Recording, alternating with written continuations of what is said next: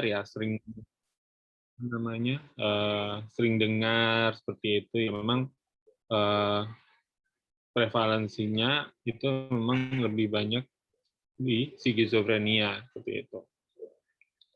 Ya, kita mulai dulu dari skizofrenia. Ya, skizofrenia yaitu gangguan jiwa berat ya, yang ditandai dengan gangguan penilaian realita, yaitu berupa waham dan halusinasi. Ya, ini akan sering keluar nih waham, halusinasi seperti itu. Ini yang ciri khasnya dari skizofrenia ini. Ya. Kemudian manifestasi kliniknya ya atau ininya ya adanya gangguan proses pikir ya, ada asosiasi longgar ya, ekolalia ya, sering mengulang, neologisme ya. Kemudian ada gangguan isi pikir ya, itu waham ya, kemudian gangguan persepsi, adanya halusinasi, ilusi seperti itu, kemudian depersonalisasi ya, gangguan emosi, gangguan afek ya, emosinya kadang datar, kadang terlalu misalkan senang yang berlebihan, terlalu sedih seperti itu ya. Kemudian adanya gangguan perilaku juga ya, perilakunya yang tidak sesuai dengan dengan situasi yang ada seperti itu, atau melakukan gerakan-gerakan tubuh yang buat orang lain atau orang sekitar itu aneh gitu ya, atau gerakan-gerakan yang tidak ada tujuannya seperti itu ya. Kemudian adanya gangguan motivasi juga ya, motivasinya menurun ya, tidak semangat seperti itu, hilangnya keinginan dan tidak ada aktivitas ya, karena ya motivasinya menurun gitu, dia ya mau malas untuk melakukan suatu kegiatan atau aktivitas seperti itu ya. Kemudian gangguan neurokognitif ya, gangguan atensi, problem solving, dia sulit untuk, jika ada masalah dia sulit atau bingung bagaimana cara menyelesaikannya ya, seperti itu. Ada gangguan memori, dia lupa seperti itu ya, gangguan atensi, dia sulit untuk berkonsentrasi seperti itu. Nah, ini adalah halusinasi yang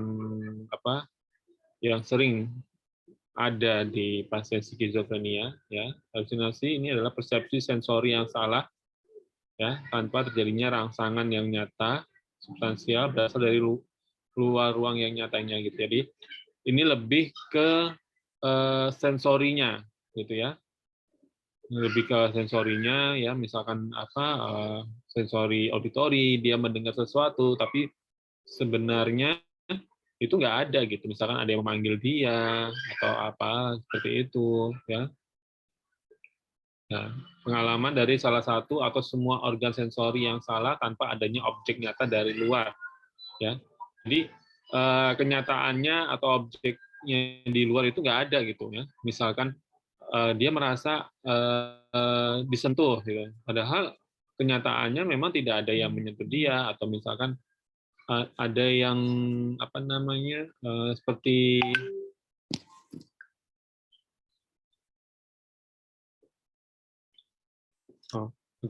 ya, misalkan seperti ada yang merayap di tangannya seperti itu gitu, padahal nggak ada gitu, tapi dia merasakan itu. Jadi lebih ke subjektivitasnya seperti itu ya. Ini ada halusinasi ya, sesuai dengan sensorinya ya, ada halusinasi auditori, gustatori ya, olfaktori, taktil, penglihatan, visual, dan somatik ya.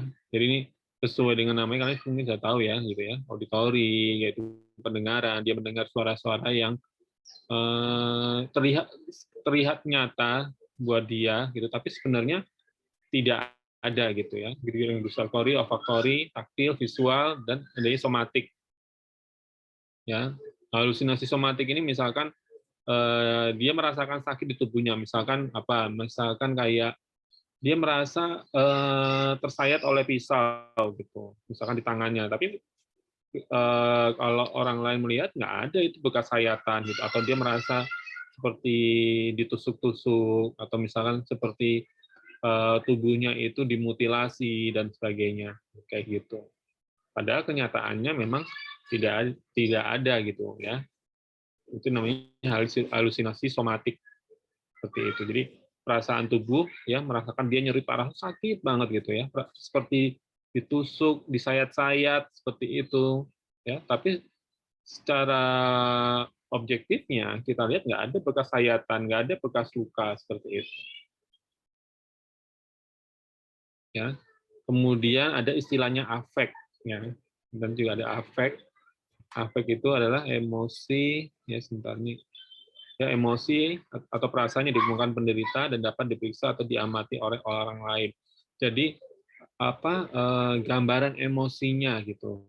Jadi kita bisa ngeliat, oh dia lagi sedih, lagi senang, lagi apa. Jadi ekspresi kayak mungkin apa ya, ekspresi, jadi emosi yang bisa ditampakkan gitu. Jadi ekspresi wajahnya atau apa seperti itu. Ya. Jadi orang lain bisa melihat, oh dia lagi senang gitu karena dia lagi ketawa, lagi senyum dan lain sebagainya. Ya. Ada beberapa jenis-jenis afek ya, ada afek tumpul, datar, ya, tak serasi, afek labil, afek sempit, seperti itu. Ya, ini afek tumpul. Ya, rendahnya respon terhadap rangsangan dalam bentuk apapun sehingga gejala yang muncul kemudian adalah ekspresi perasaan yang sangat kurang. Jadi ya responnya gimana ya? Ya biasa saja gitu. Jadi tumpul gitu. Jadi responnya itu sangat rendah gitu terhadap stimulus yang ada di lingkungannya tersebut, kayak gitu ya, kayak gitu. Kemudian ada namanya afek datar ya, tidak ada ekspresinya, jadi flat aja ekspresinya, wajahnya tuh flat aja ya, muka tidak berubah, suara monoton ya gitu aja ya. Kalau kalau kita kan mungkin suaranya mungkin intonasinya kan kadang naik kadang turun ya, kapan kita harus, kalau yang pasien yang punya afek datar itu ya udah flat aja, mukanya datar aja seperti itu ya. Kemudian ada yang namanya afek tak serasi ya, atau inappropriate ya, jadi ketidakcocokan yang menyertai pikiran atau pembicaraan ya.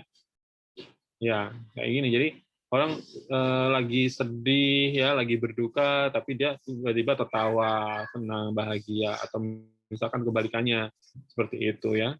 Orang lagi mungkin bercerita lucu ini, tapi kok dia sedih. Gitu. Jadi nggak nyambung gitu dengan lingkungan sekitarnya seperti itu.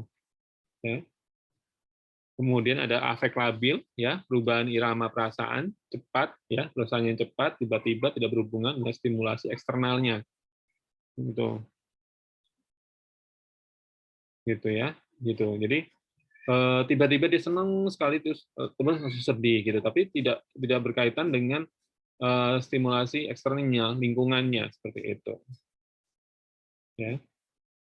Kemudian ada yang terakhir adalah efek sempit, ya, penurunan intensitas irama perasaan yang kurang parah di bawah afek tumpul. Jadi di bawahnya afek tumpul. Jadi dia apa ya, sangat sempit. Jadi responnya, ekspresinya itu sangat kurang sekali kayak gitu. Ya, itu afek gitu ya. Ini nanti akan sering bertemu nanti dengan afek ini, kemudian halusinasi seperti itu. Kemudian ini adalah beberapa tipe skizofrenia ya. Kalau kalian mungkin baca di PPDGJ 3 atau DSM-5 mungkin ada beberapa, tapi ini yang lebih sering ditemui ya. Yang lainnya itu ada yang tidak tergolongkan dan lain sebagainya ya. Ada yang namanya skizofrenia paranoid. Ini juga yang yang paling sering ditemukan ya, skizofrenia paranoid seperti itu ya. Dia itu mengalami waham ya. Waham nanti kita jelaskan nanti bahwa orang lain itu pengen melukai dia, ingin menyakiti dia seperti itu, atau keluarganya seperti itu. Dan biasanya itu ada namanya dia mengalami halusinasi auditori itu. Jadi seperti dia mendengar orang sedang membicarakan dia seperti itu, sedang merencanakan sesuatu yang jahat buat dia seperti itu. Jadi dia merasa selalu curiga gitu ya, merasa ketakutan. Gitu. Itu skizofrenia paranoid. Kemudian yang berikutnya adalah yang hebrefrenik. Ya. Ini ditandai dengan pikiran, pembicaraan, dan perilaku yang kacau dan tidak logis. Dan hebrefrenik ini yang paling parah ya dibandingkan dengan skizofrenia yang lainnya. Ya, ini ditandai oleh perilaku yang aneh. Ya, misalkan dia memakai baju berlapis-lapis, padahal kondisinya cuacanya sedang panas seperti itu. Ya, jadi tidak sesuai perilakunya dengan kenyataannya atau lingkungannya seperti itu. Ya, itu kemudian ekspresinya datar, ya, afeknya datar, itu untuk yang hebrefrenik seperti itu. Kemudian yang berikutnya adalah katatonik, ya, ditandai dengan penurunan dramatis dalam aktivitas, ya, sampai nanti dia benar-benar berhenti melakukan aktivitas atau melakukan gerakan tubuh seperti itu. Ya, cenderung enggan bergerak, tidak responsif terhadap dunia sekitar, ya, postur tubuh atau mimik wajah seperti kaku dan tak lazim. Jadi seperti kayak mematung gitu, ya, dalam posisi postur atau dalam posisi tertentu dia bisa bertahan sangat lama gitu, bisa seharian seperti itu. Dia bisa berdiri terus di satu tempat gitu, ya udah dia berdiri terus gitu, bagaikan patung gitu. Tidak ada respon seperti itu. Kalau misalkan dikasih stimulasi, ya tanya segala macamnya kayak gitu ya. Itu namanya skizofrenia katatonik gitu. Ya. Kemudian pedoman diagnosa untuk yang skizofren, ya, ini ada untuk yang pikiran bergema, ya, atau echo, ya. Jadi penarikan pikiran atau penyisipan dan penyiaran pikiran, ya. Jadi dia merasa pikirannya itu disiarkan, gitu ya, diambil oleh orang lain seperti itu dan lain sebagainya. Jadi apa yang dia pikirkan, dia merasa bahwa orang lain tahu seperti itu karena orang tersebut misalkan bisa menarik pikirannya seperti itu. Ya. Kemudian adanya waham yang dikendalikan, ya, waham yang dipengaruhi itu, ya, yang merujuk kepada pergerakan tubuh atau pikiran seperti itu. Ya, waham persepsi, ya. Kemudian adanya halusinasi, ya, halusinasi yang berupa komentar, perilaku segala macamnya, ya, kayak tadi ya. Misalkan yang sedang mendiskusikan atau sedang membicarakan pasien seperti itu, ya, kemudian itu yang datang dari bagian tubuh yang lain seperti itu. Kemudian adanya waham menetap jenis lain, gitu ya. Seperti itu ya, ada beberapa misalkan mengenai agama, politik, seperti itu dan lainnya. Kayak gitu. Kemudian ada juga halusinasi, ya. Ya, waham ini melayang segala macam. Jadi ada waham, halusinasi dan lain sebagainya. Kemudian adanya arus pikirannya terputus atau mengalami sisipan interpolarisasi, ya. Jadi sehingga pikirannya itu tidak sesuai, tidak nyambung dengan kenyataannya, ya, dunia nyatanya, gitu. Kemudian ada perilaku katatonik, ya, gaduh gelisah, dia cemas seperti itu. Kemudian mungkin terlalu terlalu senang untuk mengekspresikannya seperti itu, ya. Kayak tadi ya, sikap tubuh tertentu posturing dia misalkan berdiri dengan gerakan yang aneh seperti itu, misalkan kakinya diangkat satu, tapi itu bisa seharian, bisa berjam-jam dia tahan seperti itu, ya. Kemudian ada negativism, ya, mutism seperti itu, stupor dan lain sebagainya. Ya, kemudian ada gejala yang apatis, ya, masa bodoh seperti itu. Kemudian pembicaraan yang tiba-tiba terhenti seperti itu, ya. Itu. Kemudian perubahan yang konsisten, ya.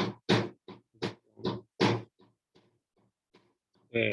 Nah, tadi pedoman penegakan diagnosisnya ya, minimal satu gejala yang jelas atau lebih dari satu, dua atau itu ya, gejala 1 dan 4 ya. Paling tidak gejala nomor 1 dan 4 ini dari pikiran yang bergema seperti itu, kemudian ada waham, halusinasi, sampai dengan ada beberapa waham-waham yang cenderung menetap seperti itu ya. Paling tidak 1 sampai 4 itu ada, itu bisa diinikan sebagai apa namanya, didiagnosis skizofrenia kayak gitu ya. Kemudian tambahannya di DBT yang di 5 sampai 8 ya. Kemudian adanya gangguan atau gejala perilaku ya, kehilangan minat, dia males seperti itu untuk melakukan aktivitas pekerjaan, aktivitas sosial ya, cenderung menarik diri dan lain sebagainya. Penelantaran penampilan pribadi ya, jadi malas mandi, nggak mau mandi, seperti itu, nggak mau ganti baju dan lain sebagainya, kayak gitu ya, perawatan diri segala macam ya. Namun tidak diagnosis bila terjadi ada gangguan penyakit otak atau misalkan gangguan dari penggunaan zat seperti itu. Nah, ini tata laksananya. Jadi ada 3 fase ya di skizofrenia itu. Ya, ada yang fase akut, stabilisasi dan kumatan. Ya, gitu. Nah, kalau yang di fase akut biasanya fase apa yang pertama kali ya, awal-awal seperti itu ya.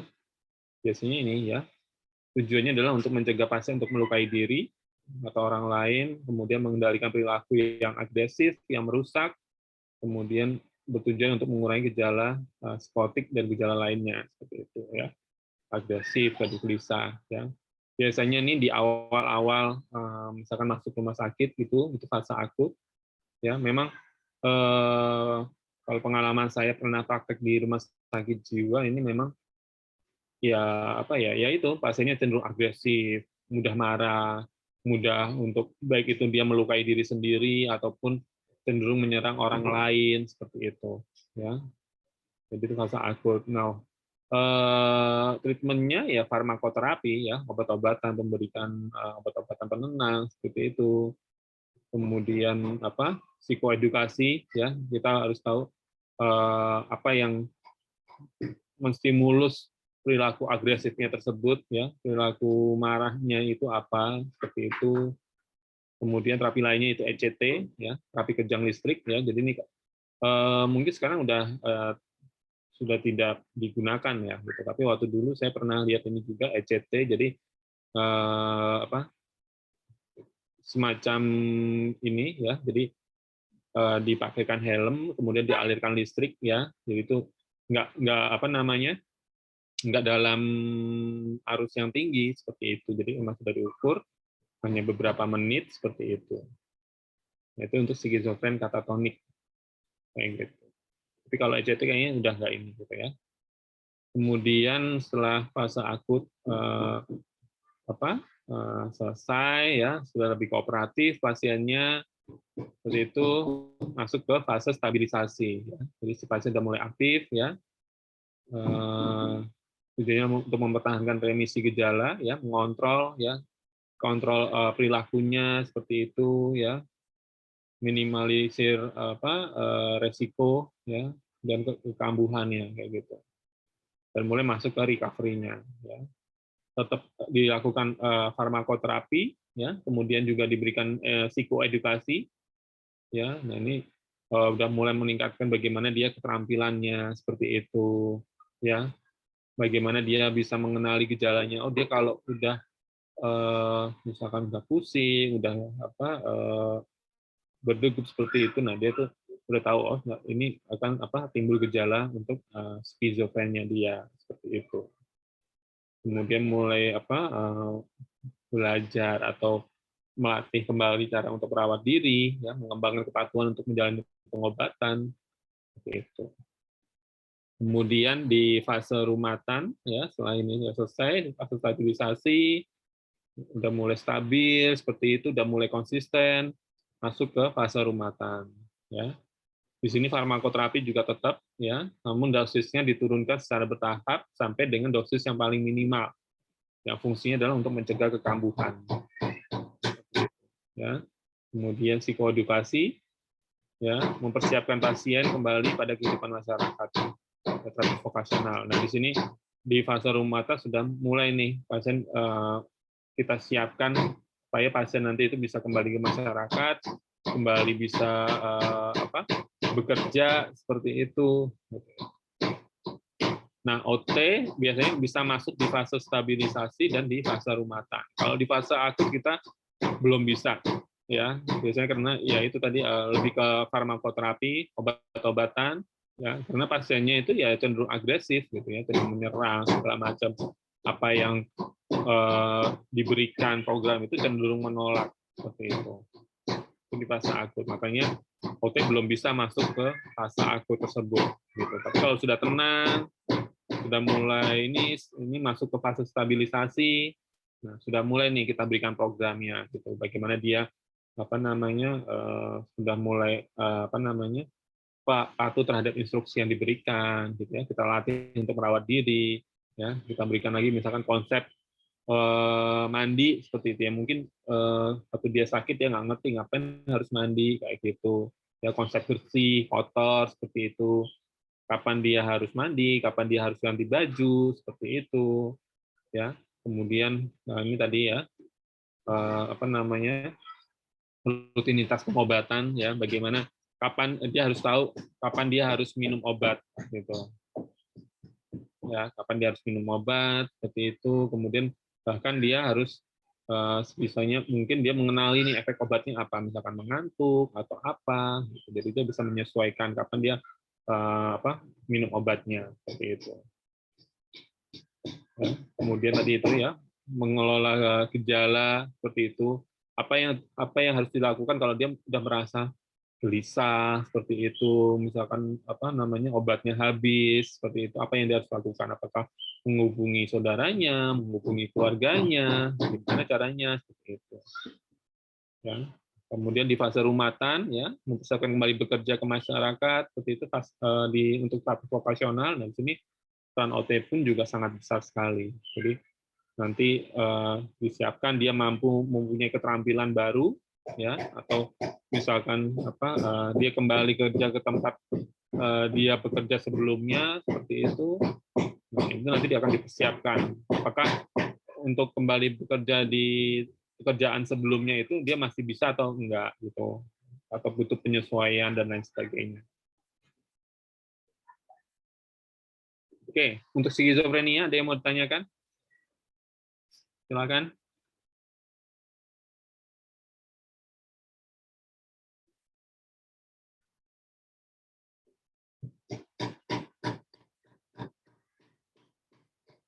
Mengenai skizofrenia, ada yang mau tanyakan?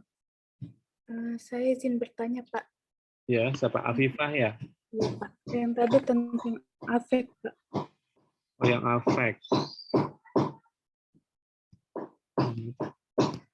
Ini? Ya, Pak. Ini ya, Pak.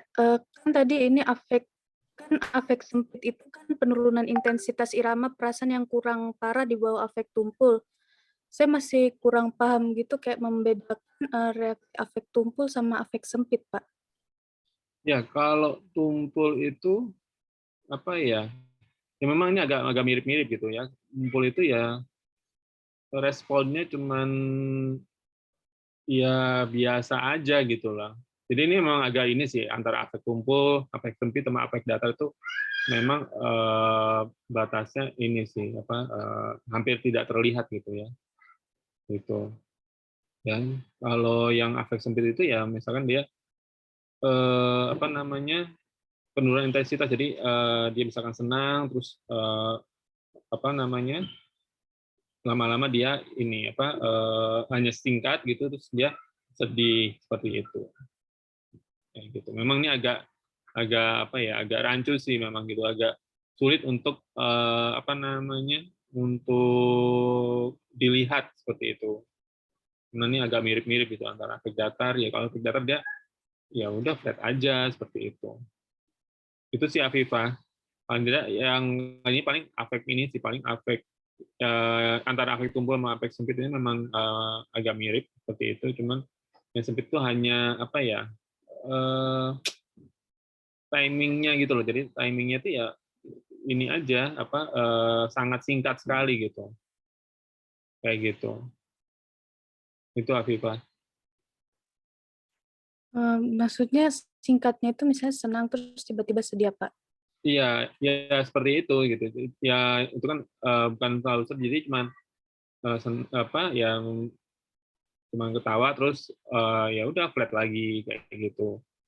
Gitu. Kalau yang senang kemudian sedih itu kan masuknya ke labil kan gitu kan. Jadi ya gitu, yang sangat wah senang happy sekali itu terus tiba-tiba set gitu dia langsung sedih banget seperti itu. Kayak gitu Afifah. Berarti yang afek tumpul ini yang cuman apa sih, kayak biasa aja ya, Pak? Iya, Terus udah. biasa aja, cuman ya dia ini apa durasinya masih agak lebih lama dibandingkan dengan afek sempit gitu. Seperti itu. Baik, terima kasih, Pak. Ada lagi yang mau tanyakan?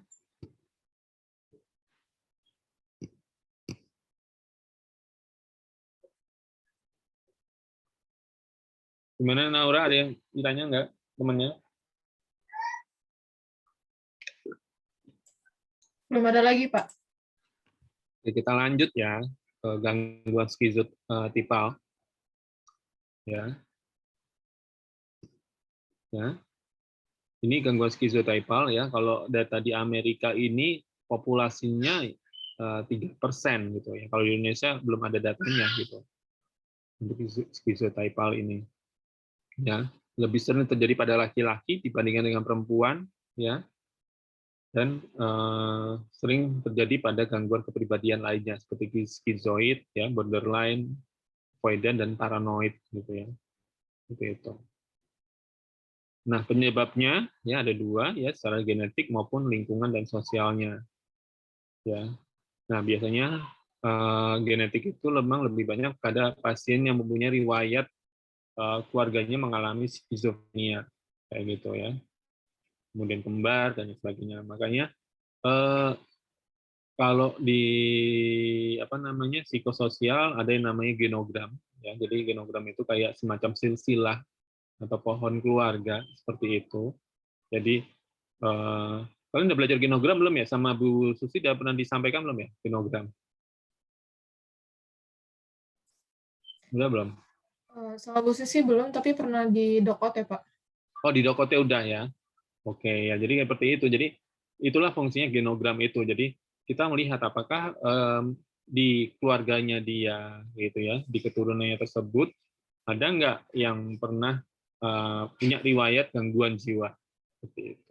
Ya karena memang apa namanya ada faktor genetiknya seperti itu. Ya, gitu. Kayak gitu. Jadi kalau ada ini genetik, memang apa namanya faktor risikonya memang lebih besar untuk skizotipal ini, seperti itu. Ya. Kemudian lingkungan sosial, ya, baik itu yang prenatal maupun postnatal, ya, yang prenatal, ya, itu karena adanya apa namanya perubahan ya struktur fungsional otak di bagian frontal, temporal, dan limbik, ya, sehingga menimbulkan kelainan psikologi. Jadi lebih ke anatomisnya ya untuk yang prenatal. Sedangkan yang postnatalnya itu lebih ke misalkan kekerasan fisik, ditelantarkan, kemiskinan, ya, diskriminasi seperti itu, sehingga mempengaruhi penurunan fungsi otaknya. Gitu. Nah ini di penelitian ini juga dijelaskan bahwa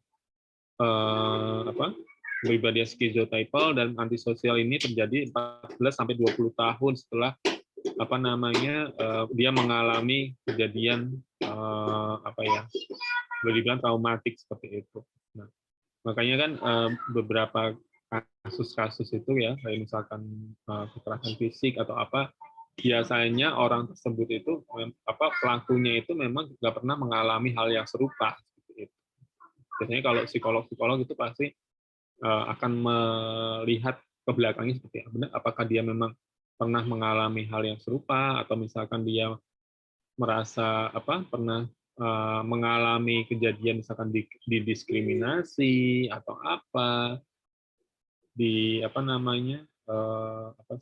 direndahkan dan segala macamnya seperti itu. Jadi pengalaman-pengalaman negatif seperti itu. Ya. Kemudian penegakan diagnosisnya, ya, adanya ideas of reference seperti itu, ya. Kemudian terdapat kepercayaan aneh, ya, pemikiran magis, ya. Jadi tidak sesuai dengan norma-norma kebudayaan, ya. Jadi percaya tahyul, ya.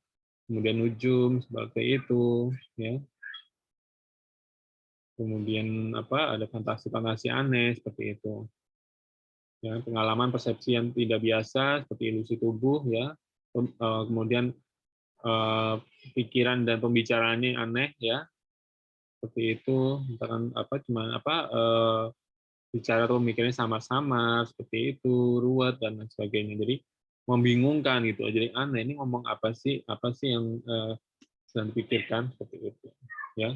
Karena apa yang dibicarakan itu manifestasi dari apa yang dipikirkan seperti itu, ya. Jadi kalau misalkan ada orang bicara, kita bisa paham ini arahnya mau kemana gitu, apa yang dia ingin bicarakan, apa yang dia kira-kira dia pikirkan seperti itu, ya. Kemudian adanya kecurigaan atau paranoid, ya. Kemudian afeknya tidak tepat seperti itu, ya. Perilakunya juga aneh, eksentrik, ya, atau ganjil, ya. Kurangnya teman dekat, ya. Jadi dia sedikit atau bahkan tidak ada teman dekatnya atau bahkan keluarganya. Jadi dia nggak percaya gitu, ya, nggak percaya sama orang lain, bahkan sama keluarganya sendiri seperti itu. Ya. Kemudian adanya kecemasan sosial yang berlebihan. Dia tidak hilang dengan keagrapan, ya. Ya tadi dia nggak percaya, ya, jadi sulit untuk mendekati atau mengakrabkan diri seperti itu, ya. Ya, cenderung berhubungan dengan ketakutan serta penilaian negatif tentang diri sendiri, gitu. Jadi lebih ke dirinya sendiri tentang penilaiannya dia terhadap dirinya sendiri. Gitu. Ya. Ini adalah variasi dari gangguan kepribadian skizotipal. Ya, ada skizotipal insipid, ada timorous, ya. Untuk yang insipid ini, ya, tidak memiliki hubungan dengan dunia luar, ya, pasif, cenderung pasif, ya, dia berpikiran bahwa antara pikiran dan tubuhnya itu terpisah, gitu, ya, jadi tidak menjadi satu kesatuan, kayak gitu. Dia merasa ya ini tubuh, tapi nanti mungkin pikirannya dia bisa lepas dari tubuhnya seperti itu. Kemudian ada yang bentuknya skizotipal timorous, ya, mengembangkan kepribadian yang avoidant, ya, cenderung yang menghindar yang berlebihan, ya, seperti itu. Kemudian tertarik hal-hal yang aneh, ya, yang tidak relevan, ya, seperti misalkan tahayul, kemudian ikutan ritual-ritual seperti itu, dan lain sebagainya.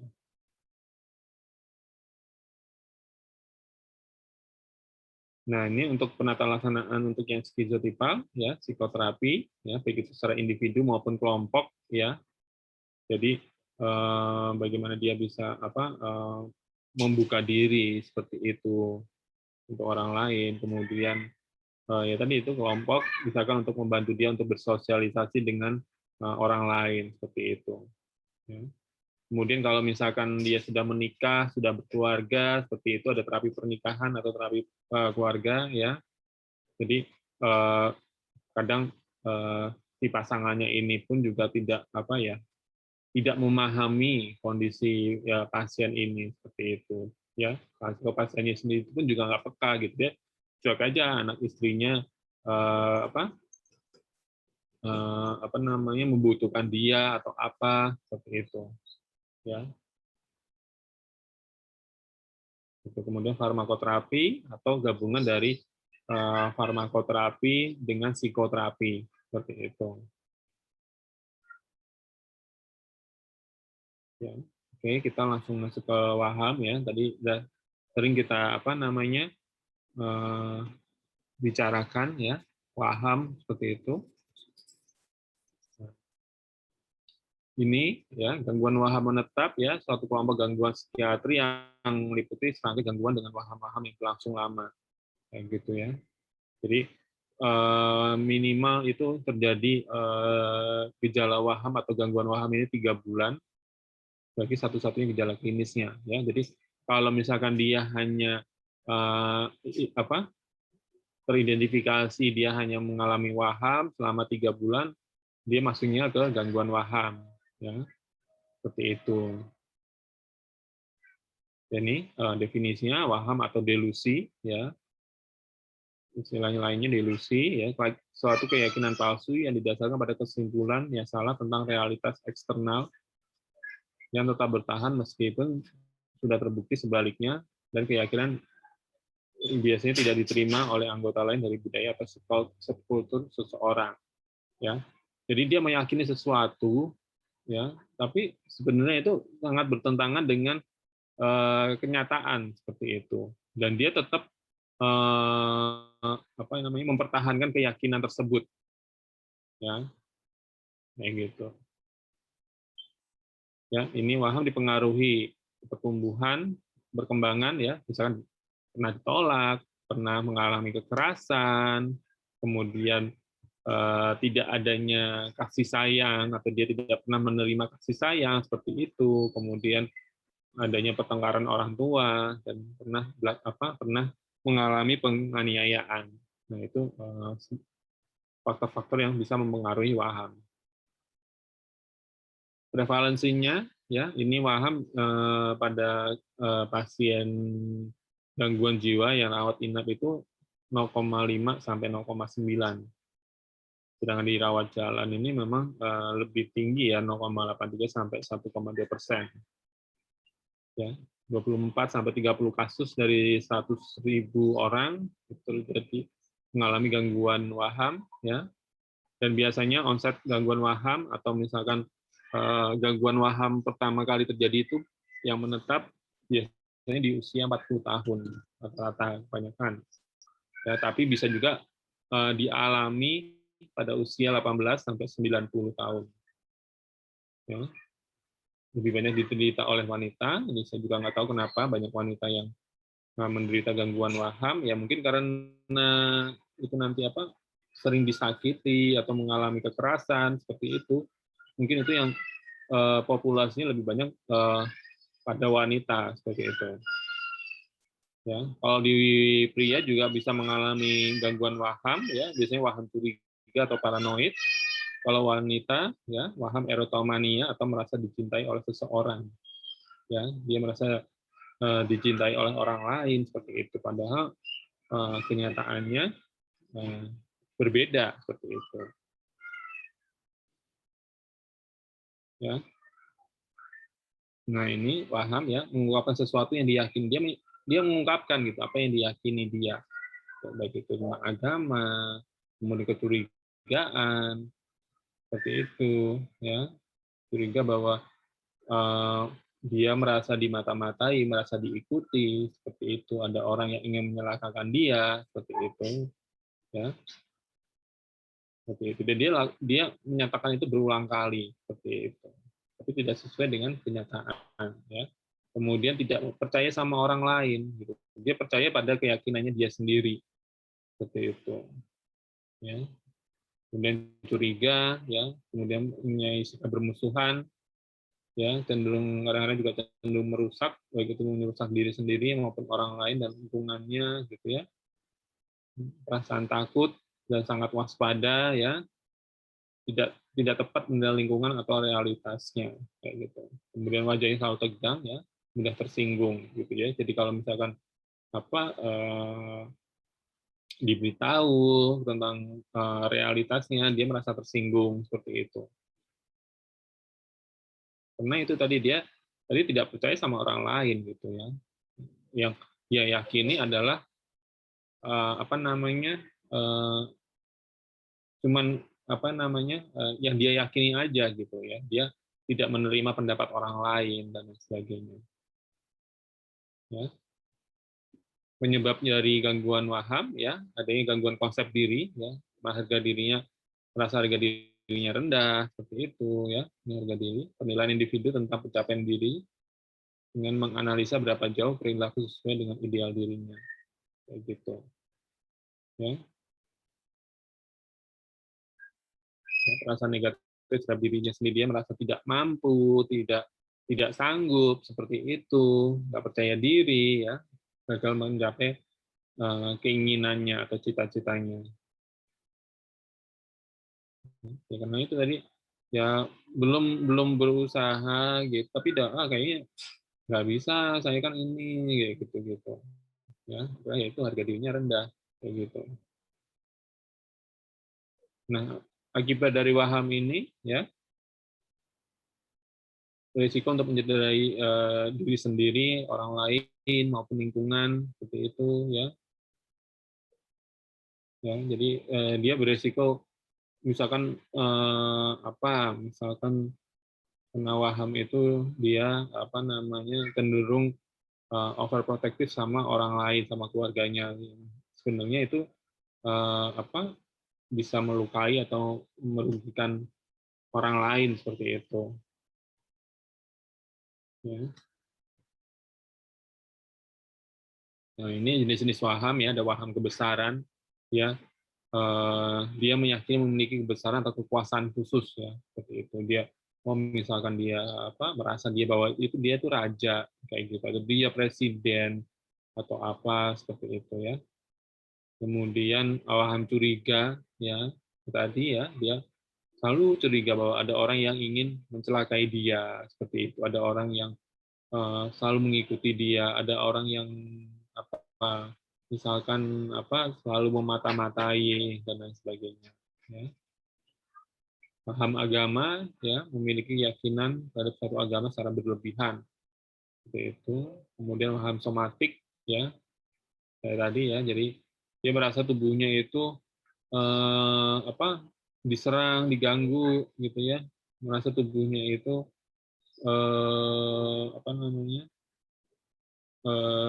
misalkan kayak ditusuk-tusuk seperti itu. Kemudian namanya waham nihilistik ya, dia merasa bahwa dia sekarang sudah tidak ada di dunia, sudah meninggal seperti itu.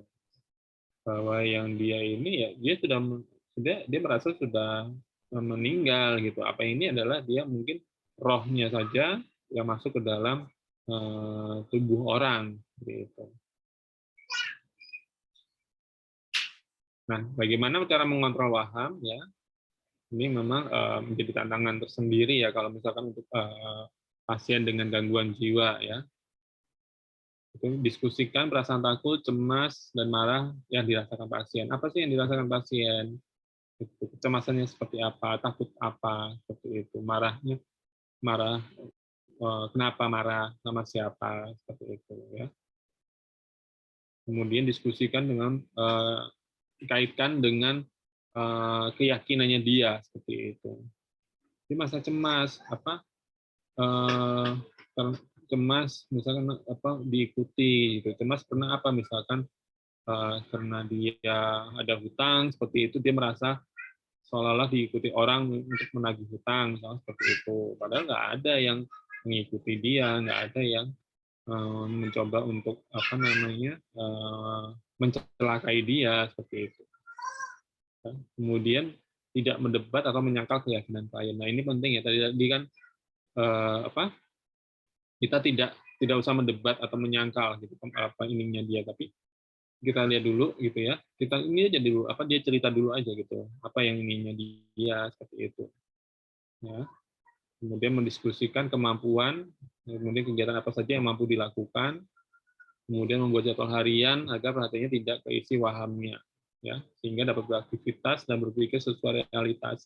Nah, ini yang perannya OT di sinilah gitu. Jadi bagaimana dia waktunya itu, waktu luangnya itu diisi dengan kegiatan yang produktif, kegiatan yang bermakna, yang bertujuan seperti itu.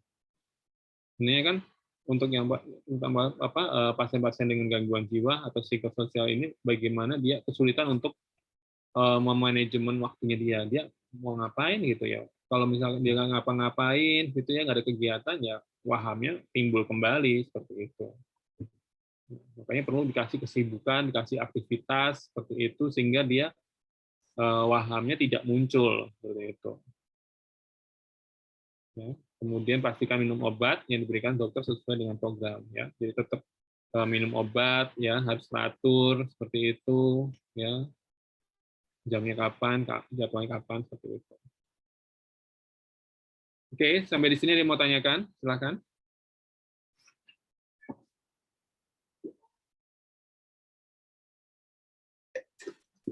Pak, saya izin tanya. Ya, Naura. Saya masih kurang ngerti perbedaan antara skizofrenia, skizotipal, sama gangguan waham. Ya, memang ini gejalanya atau tipikalnya memang sama ya. Jadi kalau ini kan kalau yang waham ini, kalau tadi yang skizofrenia itu dia ada halusinasi, ada waham. Tapi kalau gangguan waham ini dia hanya wahamnya saja gitu loh. Kadang dia tidak ada halusinasinya atau misalkan tidak ada apa namanya gangguan anatomis di otaknya seperti itu. Kayak gitu kayak tadi kan mana sih?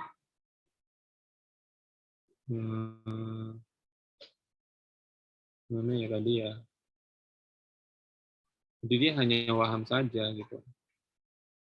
Ini waham. Nah, jadi dia kumpulan dari waham-waham tadi itu. Jadi ada waham kebesaran, waham kejar dan lain sebagainya. Dia hanya gejalanya hanya waham saja gitu loh. Ya. Tidak ada halusinasi, misalkan seperti itu. Nah, itu paling tidak selama 3 bulan dia hanya waham saja, itu bisa disebut dengan gangguan waham seperti itu. Tapi kalau yang skizofrenia itu dia nanti ada ininya apa? Ada kayak ini ya. Ada wahamnya ada juga, kemudian tadi afeknya ya. Kayak gitu, lalu ada halusinasi segala macamnya seperti itu. Nah ini kan ada gangguan proses pikir, isi pikir, persepsi, gangguan emosi, perilaku, seperti itu. Kayak gitu Naura. Gitu. Kalau yang waham itu mungkin nggak ada apa gangguan afeknya nggak ada seperti itu.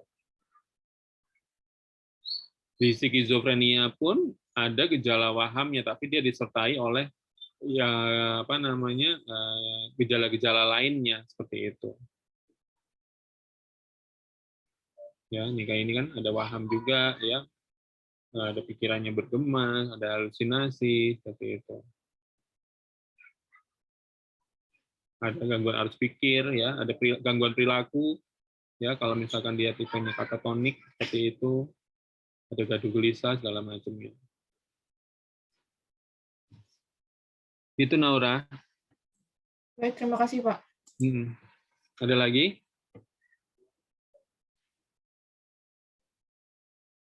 Ada lagi mau tanya?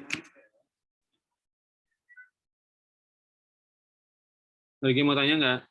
Naura temennya?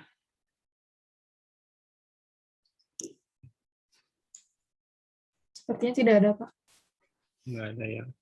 Kita masuk ke sesi berikutnya ya Naura ya. Kalau pencet tadi ya. Oke.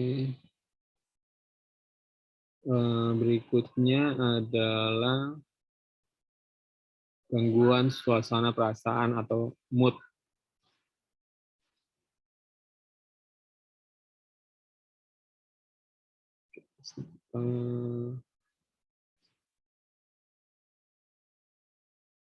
Ya, berikutnya adalah gangguan suasana perasaan atau mood. Ya, nih, ya.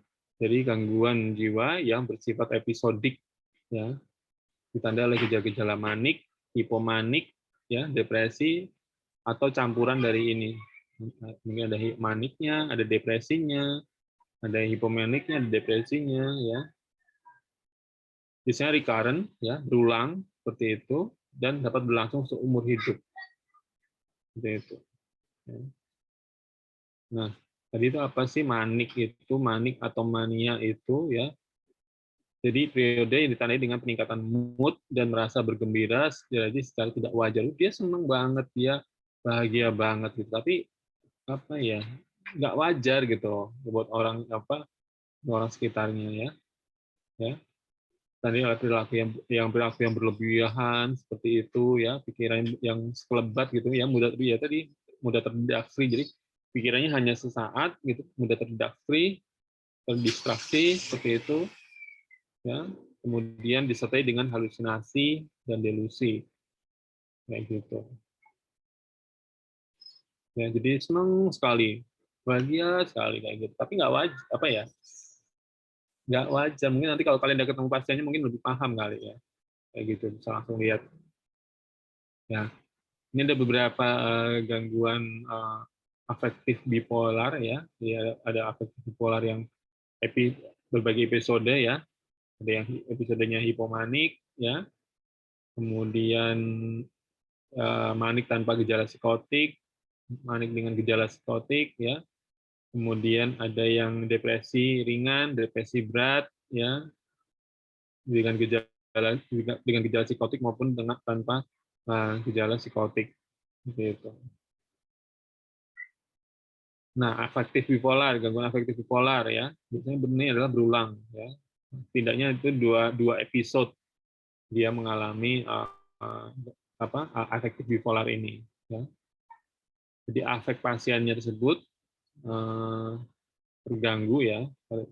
Jadi misalkan peningkatan afek disertai dengan penambahan energi dan aktivitas. Jadi manik atau hipomanik seperti itu ya. Dan pada waktu yang lainnya terjadi penurunan afek, misalnya dengan penurunan energi dan aktivitas atau depresi ya. Jadi yang tadinya energinya besar sekali, semangat sekali, kemudian di waktu yang lain dia menjadi berubah gitu ya, jadi depresi seperti itu. Ya, gangguan berulang hanya hipomania atau mania digolongkan sebagai gangguan bipolar. Seperti itu. Nah, biasanya berlangsung selama 2 minggu atau bahkan sampai 4-5 bulan. Ya. Tapi rata-rata itu 4 bulan. Itu. Jadi gejalanya atau tanda-tanda seperti ini itu berlangsung selama 4 bulan. Ya. Kemudian depresi cenderung berlangsung lebih lama. Ya. Untuk yang depresi, ya dia lebih lama, sekitar 6 bulan. Kayak gitu. Tapi yang manik itu 4 bulan, ya hanya 4 bulan. Kalau depresi itu 6 bulan. Jadi sedih sekali seperti itu. Ya.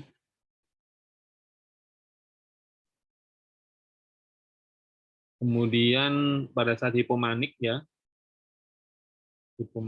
paling tidak dia mengalami sekurangnya satu riwayat episode afektif, baik itu yang hipomanik, manik, depresi, atau kecampuran antara ini.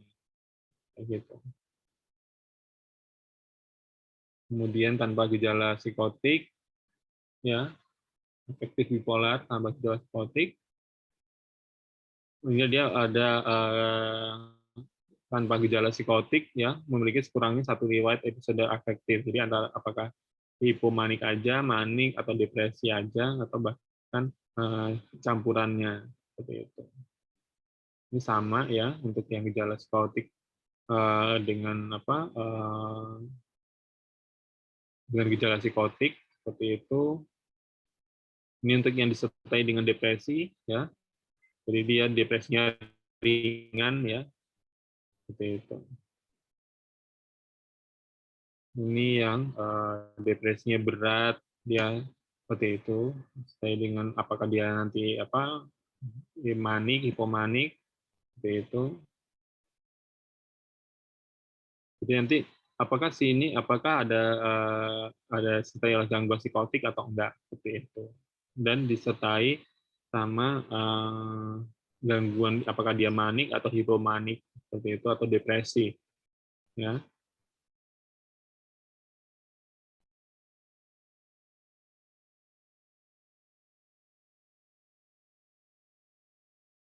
Nah, ini remisi ya. Jadi pengulangan seperti itu ya. Dia menderita gangguan mood ya. Nah, ini untuk episode yang maniak ya, jadi ada mania gitu ya. Kemudian depresi mayor, campuran atau yang hipomanik.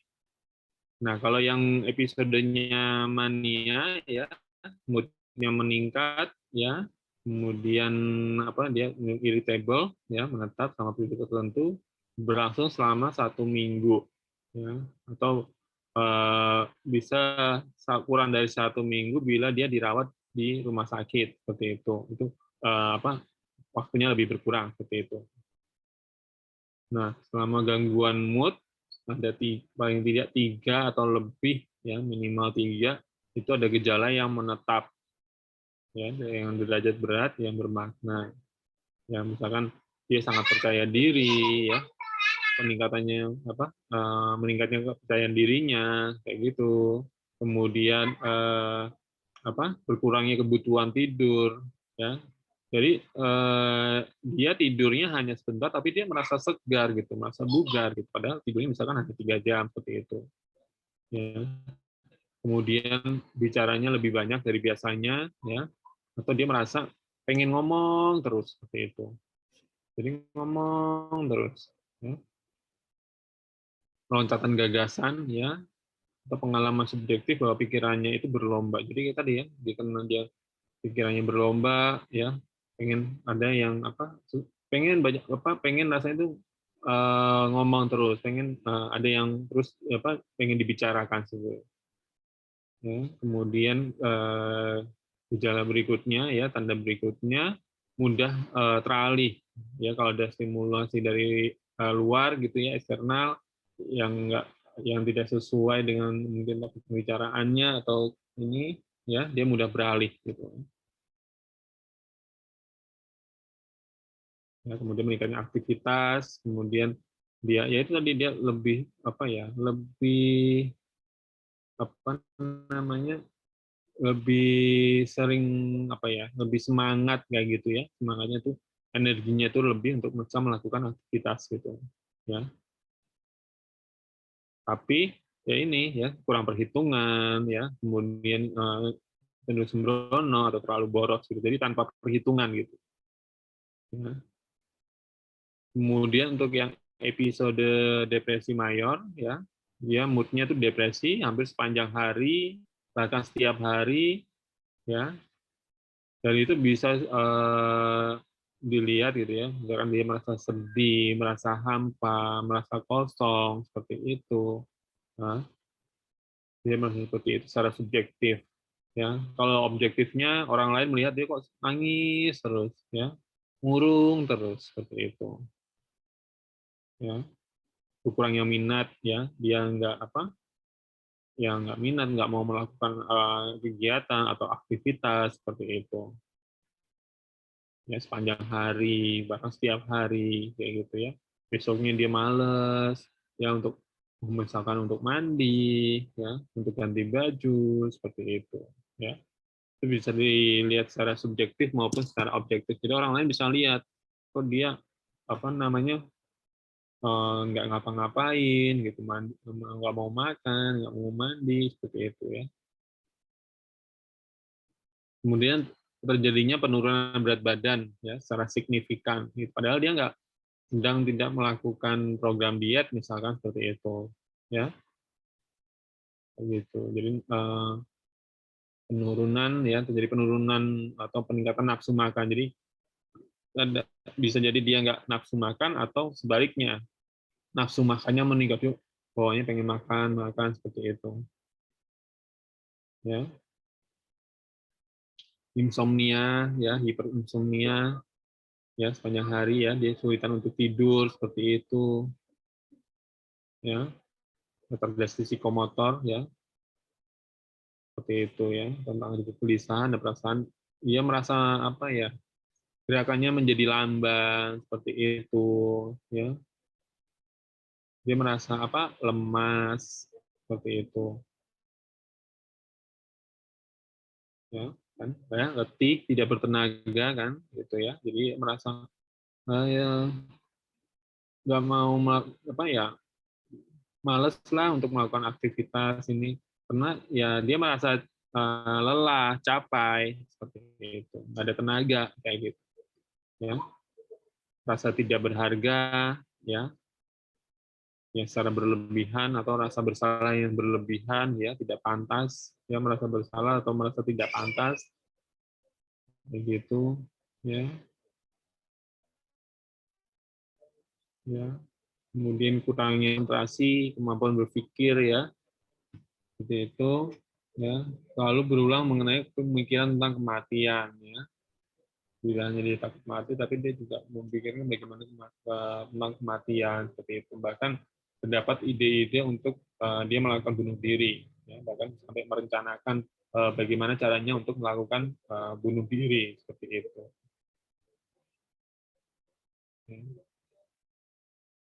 Nah, kalau kemudian di episode campuran, ya, itu gabungan antara episode manik dan episode depresi mayor, ya. Cuma durasinya yang berbeda, ya, ini hampir setiap hari selama paling tidak satu, ya, gangguan mood yang cukup berat sehingga menyebabkan tidak mampu dalam melakukan pekerjaan, aktivitas sosial seperti itu, ya, tidak bisa untuk berinteraksi dengan orang lain seperti itu, ya.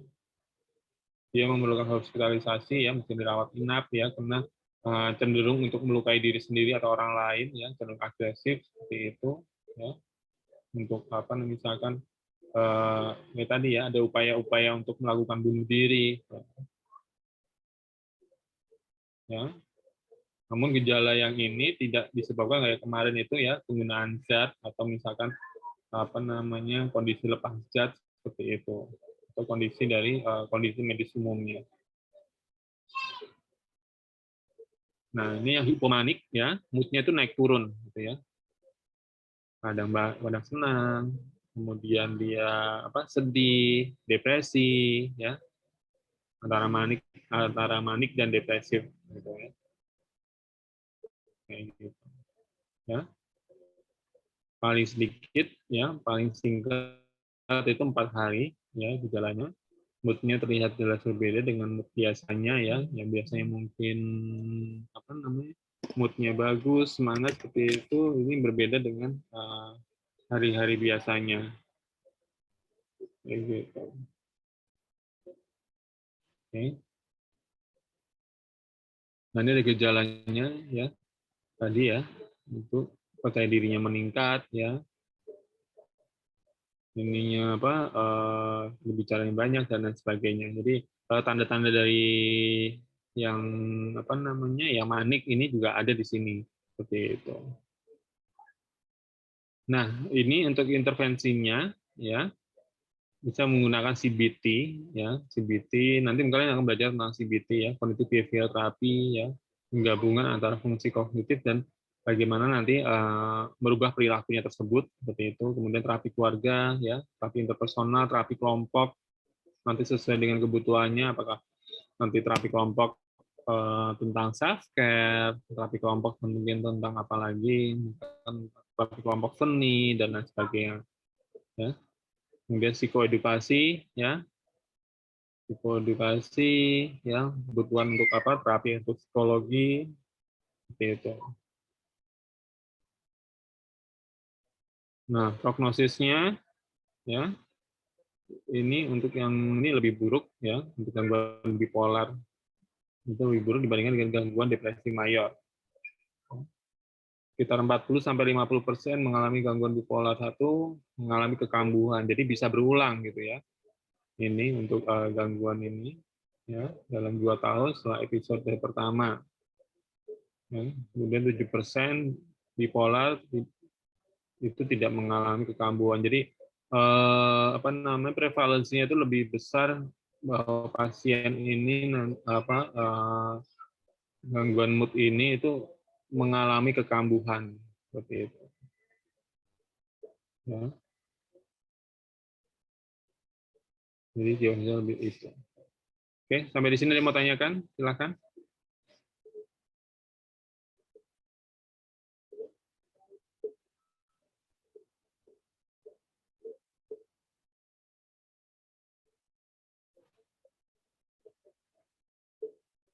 Ada yang mau tanyain? Nanti kalian bisa baca-baca ya, mengenai nanti ingin mendalami tentang bipolar, tentang skizofrenia, seperti itu.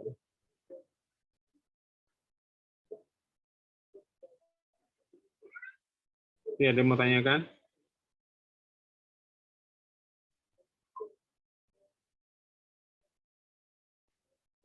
Gimana Naura?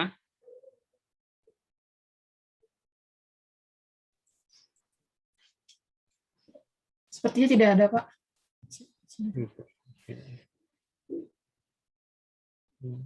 Oke, kalau nggak ada kita cukupkan kuliah Permisi hari Pak, ini. izin bertanya Pak. Ya, Eka. Mengenai tugas UAS kemarin Pak, untuk yang materi 6 itu kan efek medikamentosa pada pasien gangguan jiwa. Itu maksudnya gimana ya Pak? Ya, coba nanti kalian cari misalkan di jurnal atau apa gitu ya, efek-efek apa pengobatan pada pasien gangguan jiwa itu apa gitu ya, misalkan apa namanya, misalkan obatnya itu misalkan cenderung mengantuk seperti itu, kemudian nanti efeknya misalkan apa namanya kesulitan misalkan untuk apa melakukan aktivitas sehari-hari atau apa gitu ya, kayak gitu, atau misalkan yang antidepresan gitu ya, jadi dijelaskan gitu bahwa apa namanya pasien dengan gangguan jiwa itu memang untuk apa membutuhkan apa terapi pengobatan ya, farmakoterapi. Nah, efeknya nanti apa aja kayak gitu. Itu tadi siapa namanya, Eka ya? Berarti medikamentosa itu lebih ke obat sama terapinya ya Pak, bukan gangguannya ya? Iya, lebih ke situ. Baik Pak, terima kasih. Oke, ada lagi?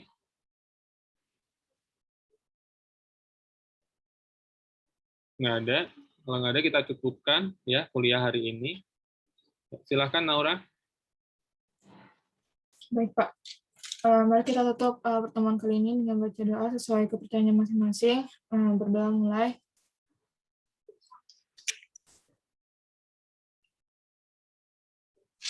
Berdoa selesai. Terima kasih, Pak.